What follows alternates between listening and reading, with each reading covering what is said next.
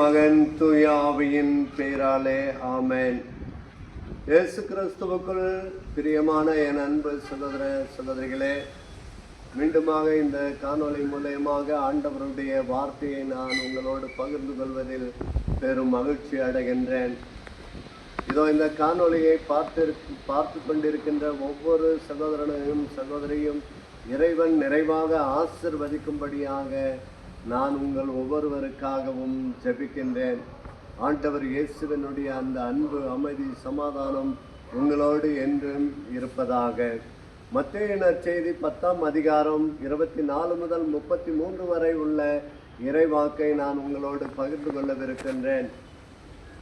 இயேசு தம் சீடரை நோக்கி கூறியது: சீடர் குருவை விட பெரியவர் அல்ல, பணியாளர் தன்னுடைய தலைவனை விட பெரியவர் அல்ல. சீடர்கள் தம் குருவை போல் ஆக வேண்டும், பணியாளர் தன்னுடைய தலைவனை போல் ஆகட்டும். வீட்டு தலைவனையே பெயல்சபூல் என்று அழைப்பவர்கள் அந்த வீட்டில் உள்ளவர்களை எவ்வாறு ஏளனமாக பேசுவார்கள் என்று சொல்லுகின்றார். ஆண்டவர் இயேசு மீண்டுமாக அவர் கூறுகின்ற இந்த இறை வார்த்தையில் எரியும் நரகத்தில் தள்ளப்படுபவரான ஆண்டவர் இயேசு கிறிஸ்து ஒருவருக்கே நீங்கள் அஞ்சி வாழ வேண்டும் என்று சொல்லுகின்றார். காசுக்கு 2 சிட்டுக்குருவிகள் விற்பதில்லையா? அவற்றில் ஒன்று கூட ஆண்டவருடைய வார்த்தையின்படி, ஆண்டவருடைய அந்த அனுமதியின்றி கீழே விடுவதில்லை என்று சொல்லுகின்றார். என் அன்பு சகோதரனே, சகோதரியே, உங்களுடைய தலைமுடிகள் அனைத்தும் எண்ணப்பட்டுள்ளன என்று சொல்லுகின்றார். இறுதியாக ஆண்டவர் இயேசு நமக்கு சொல்லுகின்ற அந்த இறை வார்த்தையில, மக்கள் முன்னிலையில் யார் என்னை ஏற்றுக்கொள்கின்றார்களோ அவர்களை நான் ஆண்டவர் முன்னிலையில், இயேசு கிறிஸ்துவின் முன்னிலையில் நான் ஏற்றுக்கொள்வேன். மக்கள் முன்னிலையில் யார் என்னை மறுதளிக்கின்றார்களோ அவர்களை ஆண்டவர் இயேசு கிறிஸ்துவனுடைய முன்னிலையில் நான் அவர்களை மறுதளிப்பேன் என்று சொல்லுகின்றார். என் அன்பு சகோதரனே, சகோதரியே, நாம் வாழுகின்ற இந்த சமுதாயத்தில் ஆண்டவர் இயேசுவனுடைய மதிப்பீடுகளை ஏற்று, ஆண்டவர் இயேசுவனுடைய இறை வார்த்தையை ஏற்று, ஆண்டவர் இயேசுவனுடைய இறை வார்த்தையை வாசிக்க கேட்டு அதன்படி நாம் வாழ ஆண்டவருடைய வார்த்தையை நம்முடைய உள்ளத்தில் ஏற்றுக்கொள்கின்றோமா என சிந்திக்க இந்த நற்செய்தி நம்மை நினைவுபடுத்துகின்றது. ஆண்டவர் இயேசு சொல்லுகின்றார், உங்களுடைய தலைமுடிகள் ஒவ்வொன்றும் எண்ணப்பட்டு இருக்கின்றன என்று சொல்லுகின்றார். அப்போ மனிதனாக பிறந்த நம்முடைய தலைமுடிகள் ஒவ்வொன்றுமே எண்ணப்பட்டு இருக்கின்றது என்றால் அவற்றில் ஒன்று கூட ஆண்டவருடைய உத்தரவு இன்றி, அனுமதியின்றி கீழே விடுவதில்லை என்று சொல்லுகின்றார். காசுக்கு 2 சிட்டுக்குருவிகள் விற்கின்றார்கள், அவற்றில் ஒன்று கூட ஆண்டவருடைய விருப்பமின்றி தரையில் விழுவதில்லை. நீ எத்தனை முறை கண்ணி வைத்து குழி வைத்து சுட்டாலும் சரி, வீழ்த்தினாலும் சரி, கடவுளுடைய விருப்பமின்றி அந்த சிட்டுக்குருவிகள் கூட கீழே விடுவதில்லை என்று சொல்லுகின்றார். என் அன்பு சகோதரனே, சகோதரியே, இன்றைக்கு நீங்களும் நானும் மக்கள் முன்னிலையில கடவுளை ஏற்றுக்கொள்ளுகின்ற நாம் ஒவ்வொருவரும் ஆண்டவர் இயேசு கிறிஸ்து நம்மோடு கூட இருக்கின்றார், ஆண்டவர் இயேசு கிறிஸ்து இறைவன் முன்னிலையில் நம்மை ஏற்றுக்கொள்கின்றார் என்பதை சிந்தித்து செயல்பட இந்த நற்செய்தி நமக்கு கொடுக்கப்படுகின்றது.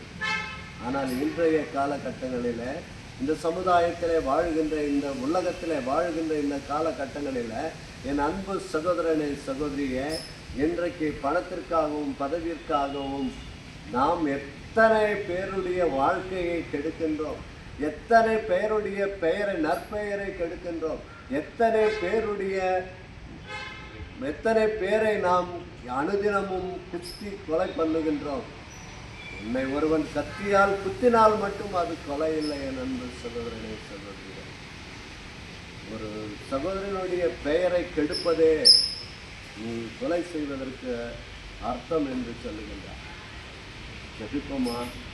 என் அன்பு சகோதரனே, சகோதரியே, இதோ அப்பா, நீ சொல்லியிருக்கின்றேன், மக்கள் முன்னிலையில் என்னை ஏற்றுக்கொள்பவர்களை நான் ஆண்டவர் என் தந்தையின் விருப்ப அவர் முன்னிலையில், தந்தையின் முன்னிலையில் நான் ஏற்றுக்கொள்வேன் என்று சொன்ன தகப்பனே, நாங்கள் வாழ்கின்ற இந்த சமுதாயத்தில் ஆண்டவரே, இதோ பணத்திற்காகவும் பதவிற்காகவும் நாங்கள் வாழாமல் உம்மை ஏற்றுக்கொண்டு எப்பொழுதும் உங்களுடைய அன்பிலே நிலைத்து நிற்கக்கூடிய ஆற்றலை எங்களுக்கு தாரும் ஆண்டவரே. இதோ இந்த காணொளியை பார்த்து கொண்டிருக்கின்ற எத்தனையோ சகோதர சகோதரிகள் ஆண்டவரே, மனம் உருகி அவர்கள் கண்ணீர் சிந்தி உம்மிடத்தில் கேட்கின்ற வரங்களை நீர் நிறைவாக பொழிந்தருளும் ஆண்டவரே. இதோ உம்முடைய திருச்சிலுவையின் முன்னால் அமர்ந்து மண்டியிட்டு ஜெபித்து கண்ணீர் விடுகின்ற ஒவ்வொரு சகோதரனுடைய சகோதரியினுடைய வேண்டுதல்களை நீர் நிறைவேற்றும் அப்பா. இதோ குடும்பங்களில் ஆண்டவரை எத்தனை பிரச்சனைகள், பிள்ளைகளுக்கு எதிராக பெற்றோர்கள், பெற்றோர்களுக்கு எதிராக பிள்ளைகள் ஆண்டவரை, இந்த உலக சமுதாயத்தில் வாழ்கின்ற இந்த உலகத்தில் ஆண்டவரை, பணம்தான் முதல், நமக்கு பதவிதான் முதல், இந்த உலகத்தில் வாழுகின்ற இந்த சமுதாயத்தில் அழகா அந்தஸ்தாக வாழ வேண்டும் என்ற ஒரு சிந்தனையோடு எங்களுடைய வாழ்நாட்களை நாங்கள் கழிக்கின்றோம் ஆண்டவரே. ஆனால் நீர் இருந்தால்தான் நாங்கள் அழகு பெறுவோம், உம்முடைய அன்பு இருந்தால்தான் நாங்கள் அழகு பெறுவோம், உம்முடைய இரக்கம் இருந்தால்தான் நாங்கள் அழகு பெறுவோம், உம்முடைய சமாதானம் இருந்தால்தான் நாங்கள் அழகு பெறுவோம் என்பதை நாங்கள் உணர்ந்தாமல் வாழ்ந்து கொண்டிருக்கின்ற காலத்திற்காக நாங்கள் உம்மிடத்தில் மன்னிப்பை கேட்கின்றோம் ஆண்டவரே. இதோ ஆண்டவரே, இந்த வீடியோவை பார்த்து கொண்டிருக்கின்ற, காணொளியை பார்த்து கொண்டிருக்கின்ற ஒவ்வொரு சகோதரனையும் சகோதரியும், இந்த இறை வார்த்தையை கேட்கின்ற ஒவ்வொரு சகோதரனையும் சகோதரியும் உம்முடைய பாதத்தில் ஒப்பெடுக்கின்றோம் ஆண்டவரே. அவர்களுடைய உள்ளங்களை அறிந்து நீர் அவர்களுக்கு நிறைவாக தந்து வழிநடத்த வேண்டுமா எங்கள் ஆண்டவரும் திருமகனுமான இயேசு கிறிஸ்துவனுடைய நாமத்தில் செபிக்கிறோம் நல்ல பிதாவே, ஆமென். தந்தை, மகன், தூய ஆவி நம் ஒவ்வொருவரையும் நிறைவாக ஆசீர்வதித்து பாதுகாத்து வழிநடத்துவாராக. ஆமென். இயேசுவுக்கே புகழ், இயேசுவுக்கே நன்றி. மரியே வாழ்க.